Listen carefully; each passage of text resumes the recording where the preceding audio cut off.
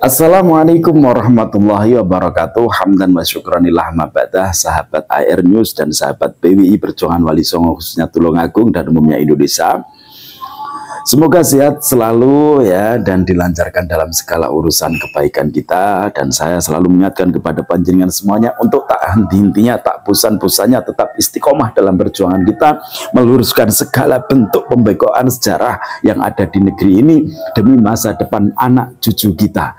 Dan jangan bosan-bosan juga, tetap haruslah kita istiqomah untuk memperjuangkan negeri ini dari rongrongan kaum Pahlawi. Teman-teman, sebagaimana yang kita tahu bersama bahwa ada salah satu pondok Al-Khairat atau jamaah Al-Khairat yang ada di Sulawesi ya, itu mendukung para habaib tapi tanpa data, ya kan gitu, hanya taklid buta gitu kan. Jadi mereka itu meyakini atau mengakui para habib itu sebagai keturunan Rasulullah, akan tetapi semuanya tanpa didasarkan dengan bukti, tanpa didasarkan dengan keilmuan ya. Akan tetapi lain ceritanya dengan Pondok Al-Khairat yang ada di Malang. Justru Pondok Al-Khairat yang ada di Malang itu beliau lebih rasional, lebih memakai logikanya. Bahkan pengasuh Pondok Pesantren Al-Khairat ini ya menyampaikan bahwa beliau mendukung kajian tesisnya Kiai Imad karena tesis Kiai Imad berdasarkan data, berdasarkan bukti, berdasarkan manuskrip kitab sezaman juga. Akan tetapi boleh Robitoh Alawiyah itu kemudian membantah tesisnya Kiai Imad, akan tapi juga harus disertakan dengan data. Jangan kemudian dengan doktrin, dengan emosi, itu nggak bisa mengatakan oh nggak percaya nggak apa-apa, tapi kalian awas nggak dapat syafaat, awas kalian nggak dapat berkah. Ini namanya bukan membalas tesisnya Kiai Imad, tapi ini kemarahan. Jangan dibalas dengan framing-framing dong. Tunjukkan bukti kalau jenengan itu emang benar-benar keturunan Rasulullah, kalau memang ada buktinya. Oke, kita simak aja ya apa yang disampaikan oleh pengasuh Pondok Pesantren Al-Khairat Malang. Kita sebagai orang akademis ya, seorang pelajar, maka kita tekankan bahwa menyikapi masalah penelitian, kajian, yaitu harus disikapi dengan penelitian juga. Jadi karena masalah nasab ini adalah masalah sejarah berkaitan dengan data-data, maka untuk sementara ini data yang disampaikan oleh Kiai Imaduddin itu valid, benar. Jadi berarti memang nasab dari para habaib tidak tersambung,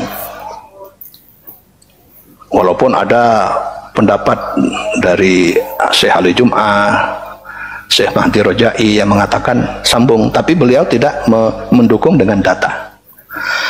Maka untuk sementara seperti yang dikatakan oleh Kiai Profesor Dr. Agil Siraj, untuk sementara pendapat Kiai Imad ini valid, akurat.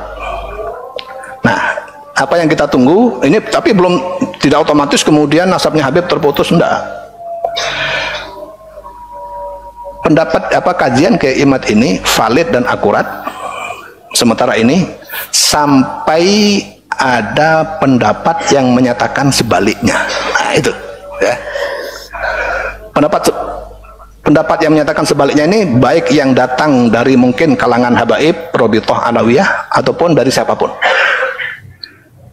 yang menunjukkan ada kitab yang menyatakan ada kok datanya dari abad 4, 5, 6, 7, 8 ada datanya, ini Habib ini putranya ini ada.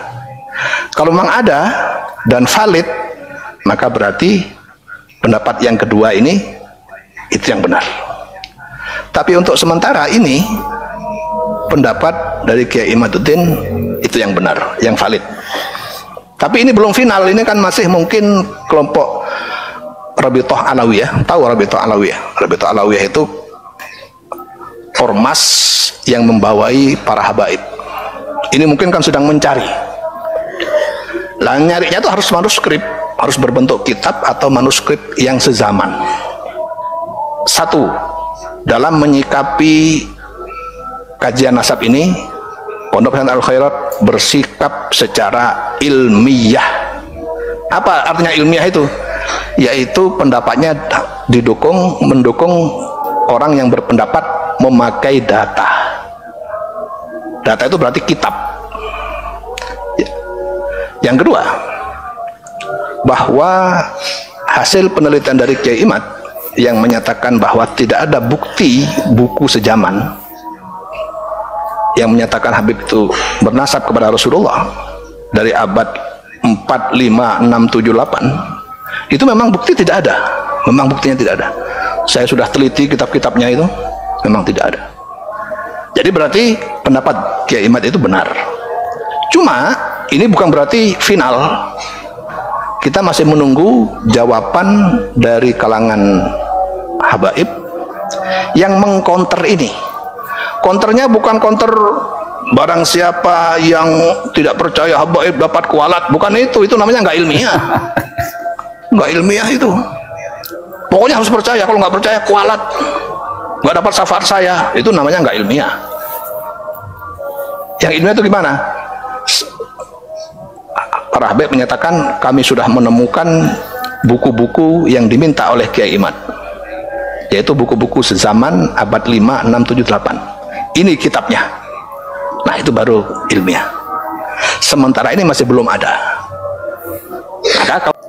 Oke, itu tadi teman-teman ya, penjelasan dari pengasuh Pondok Pesantren Al Khairat Malang. Ini baru rasional gitu loh ya. Jadi ini bisa untuk acuan ya.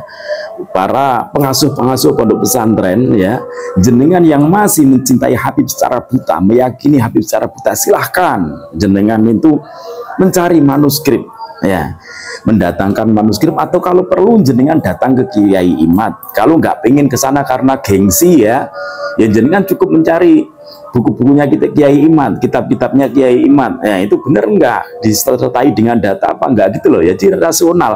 Jangan karena egonya jenengan ya, kemudian santrinya jenengan itu menjadi terbodohi gitu loh. Biarkan santri jenengan itu cerdas gitu loh. Biarkan santri jenengan itu berpikir secara ilmiah gitu loh ya.